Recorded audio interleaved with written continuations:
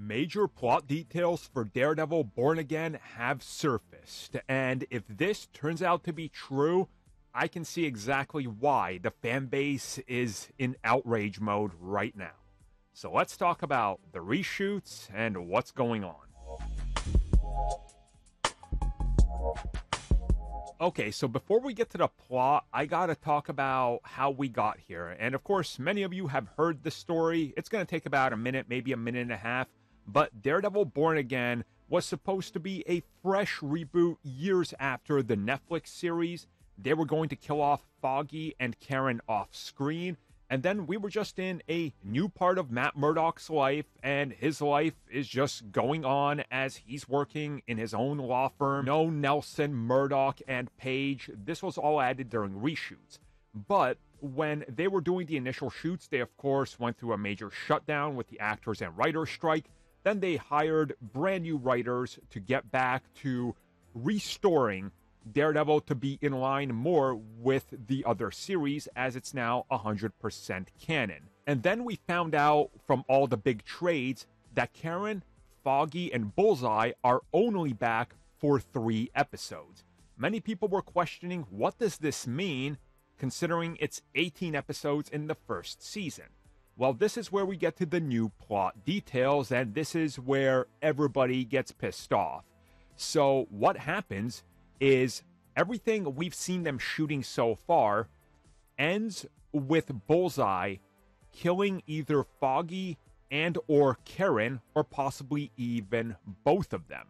After this, we are going to see a time skip. It's rumored to be possibly upwards of a year and possibly up to 3, but this cannot be confirmed. The time skip will then go back to what they originally shot, which focuses on the character of Muse as he's built up in the background. Punisher enters the story again, and this is where we then pick up the tale of Kingpin running for mayor.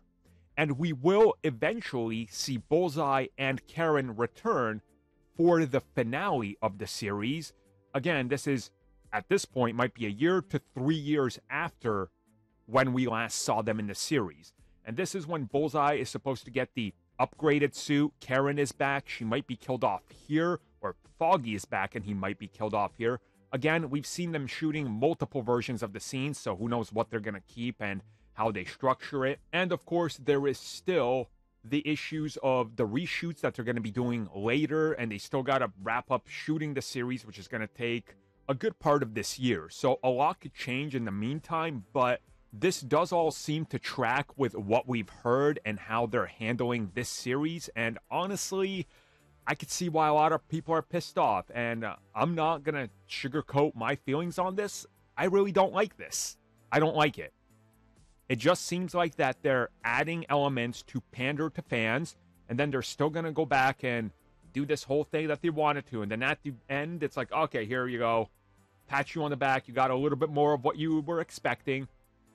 I mean, it seems rather lazy to me.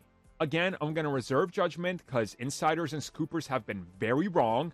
Remember, Spider-Man No Way Home, the movie they said we were getting like a month before we got it, was like 80% different than what we ended up getting. So some of this info could be wrong, but a lot of people are leaning into saying it's correct. And if it's true, I think a lot of people will be pissed and feel like they honestly got lied to.